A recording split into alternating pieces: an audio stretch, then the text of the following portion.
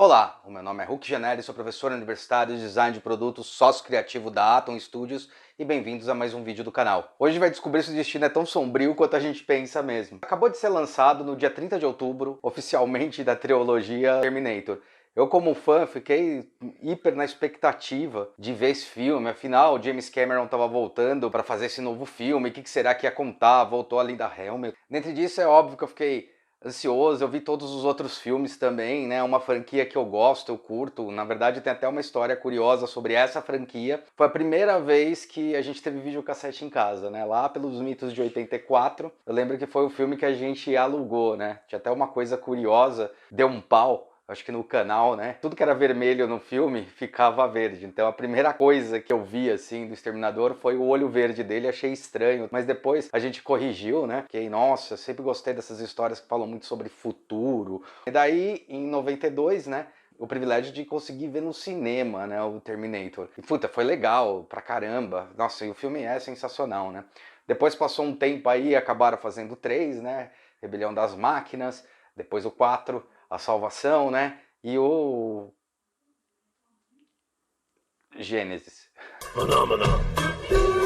De qualquer forma, agora foi lançado esse novo. Óbvio que eu fiquei nesse hype, foi surpreendente quando chamaram a gente para fazer o balde de pipoca do novo Exterminador do Futuro. Então, esse aqui é o balde que a gente fez, que a gente desenhou, remodelou. Eu estou muito lisonjeado quando eu peguei esse projeto, eu vou ser muito honesto. Falar sobre ficar nervoso, não fiquei super nervoso, né? Ansioso, porque afinal é um personagem que eu gosto, é uma série de filmes que eu acho bacana. Eu tava ansioso já com o filme, daí de repente cai no colo para fazer o Terminator. Foi uma coisa bem gratificante, né? Então eu posso dizer que o destino não foi tão sombrio assim. Devido a alguns reviews que a gente está vendo, algumas pessoas falando sobre como gostou e tal, a gente resolveu fazer um filme falando um pouco como foi o processo, criação e desenvolvimento desse balde de pipoca para o filme Exterminador do Futuro, Destino Sombrio. Se inscreve no canal, aperta o sininho para receber mais notificação, não esquece de seguir a gente nos podcasts, no Instagram e no YouTube e roda a vinheta.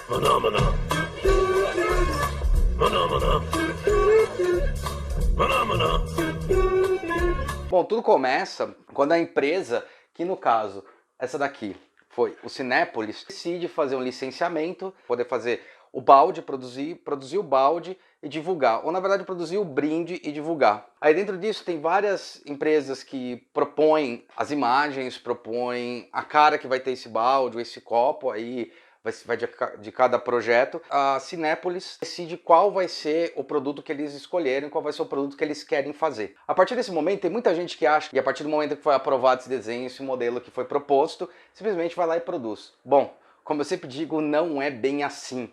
E é aí que a gente trabalha. Nossa empresa é especializada nisso, que é a inteligência de produção. A nossa empresa é especializada justamente em desenvolvimento dessas peças. Ou seja, a gente pega uma ideia, um conceito, desse conceito a gente desenvolve ele para poder ser possível a fabricação disso. Então todo o desenho que a gente fez em cima desse balde, toda a estrutura que foi feita justamente para a produção dele, né? Como a gente ia produzir, de que maneira a gente ia produzir esse carinha aqui. Que é a empresa que a gente, na verdade, mais trabalha em parceria, são as empresas produtoras. Tá? Essa empresa que vai produzir, ela entra em contato porque ela precisa oficialmente de um arquivo que funcione dentro dos processos de produção que ele tem, e das formas de produção que tem. Esse cara ele foi feito em 2 componentes, tá? Essa parte de cima aqui, que é a carinha dele, tá? Foi feita no processo que a gente chama de sopro. Tá? E a parte de baixo, ela foi feita no processo que a gente chama de injeção, justamente para dar esse tom mais, né, mais bonitão, mais imponente da peça, né? Eu acho legal falar sobre esse produto, porque esse produto ele veio na nossa mão um 3D. Veio super bem feitinho, bonitinho, né, esse modelo volumétrico. Só que aquele 3D do computador que é feito, ele é feito num programa, em um software, em um sistema que permite o modelador fazer o que ele quiser. Ele pode fazer um monte de coisa realmente copiando de fato o que é. E uma das primeiras coisas assim mais importantes é que qual a diferença entre um arquivo 3D, de repente que você modela, alguma coisa assim, e o arquivo mais técnico? O arquivo ele não pode ter nenhum furo de malha, nenhum probleminha, né? Se você abre a boca, por exemplo, você tem os dentes você tem o buraco da boca que só vai se encostar lá atrás. No modelo de filme, no modelo esses artísticos ou modelo de filme mesmo, que você usa para poder fazer animação, a boca existe a boca, existem várias partes, o dente, todo esse detalhe interno da peça. Só que infelizmente na hora que você fala de produção, você tem que fechar isso e tem que entender como você pode fechar isso da melhor forma possível. Como o processo de produção é um processo de sopro, a gente fala que o processo de sopro também tinha que ser um processo muito rápido, ele é aberto em 2 tasselos. Se vocês olharem aqui, ó, existe uma emenda nessa peça, ó, tá vendo? Tem desse lado e desse lado a emenda da peça, ó, tá? Essa emenda é onde você tem o fechamento do molde, ou seja, eu faço um molde aqui, outro molde aqui, e você abre ele dos 2 lados. Isso daqui quer dizer o quê? Que eu tenho que fazer uma peça que na hora que ela saia, ela arraste aqui para trás e a outra arraste para frente, só que não pode ter nenhum ângulo negativo. Esse foi o segundo grande ponto. Não posso ter nada que trave a saída. Para dar um exemplo mais claro, imagina que a saída dele fosse aqui na frente. Ó, essa frente ficou legal, né? Se tem um molde aqui, você tem, por exemplo, no olho uma parte rebaixada, ó. Essa parte abaixada, se o molde vai sair, ele não sai. Ele trava aqui e não consegue puxar. A mesma coisa vai acontecer dentro do nariz, ó, tá vendo? Tem um detalhe aqui que tá negativo dentro do nariz. Pô, não precisa nem ir longe, né? A própria sobrancelha, ó como é que ela é, tá vendo como é que ela é volumétrica? Então imagina se o molde fosse aqui, se ele fosse puxar, ele ia travar.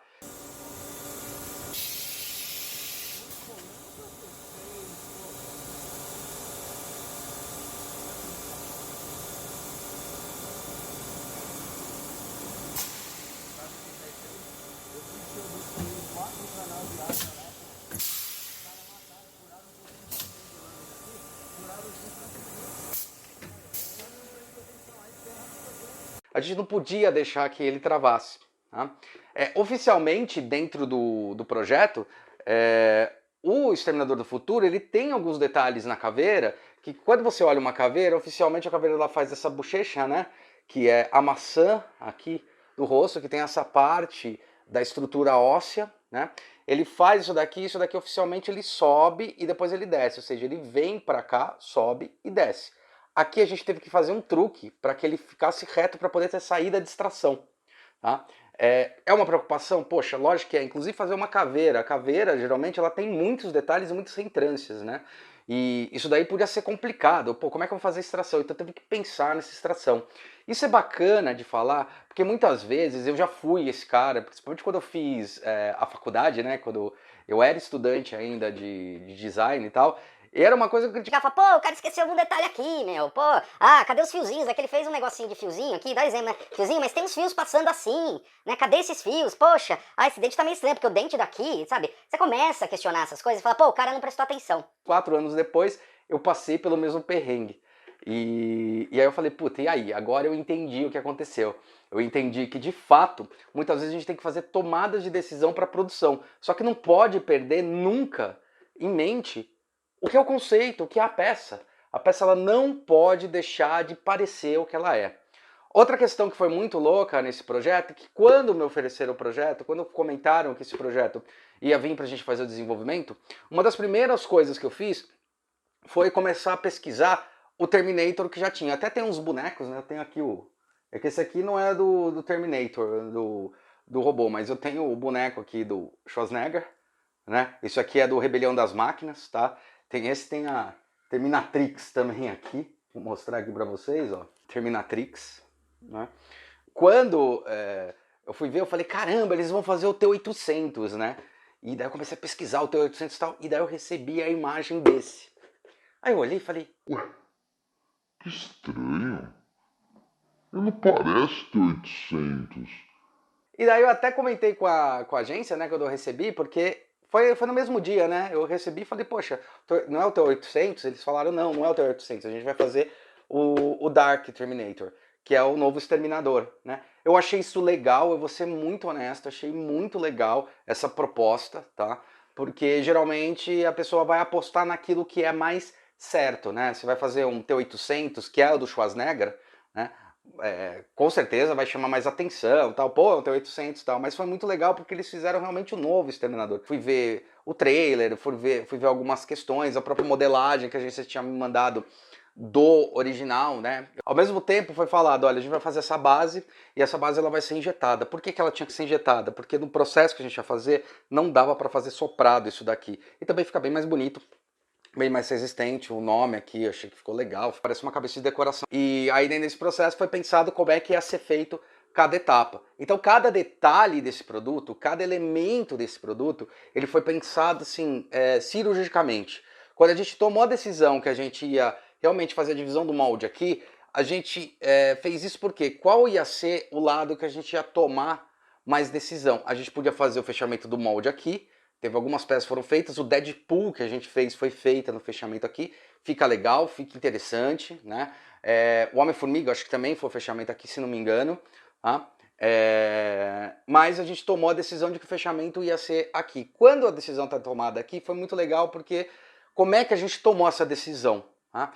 Primeiro, por uma questão de produtividade, segundo, observando a peça. A gente viu que os detalhes mais ricos e as coisas mais importantes estariam na fronte do produto. Então isso é uma tomada de decisão e uma tomada estratégica de decisão. Tá? Parece que não, mas é. E em cima disso, então, a gente consegue detalhar muito bem o que tem na frente, ou o máximo possível do que tem na frente. Né? Tomando cuidado com algumas coisas. Por exemplo, vou dar um outro exemplo, o olho aqui, ó.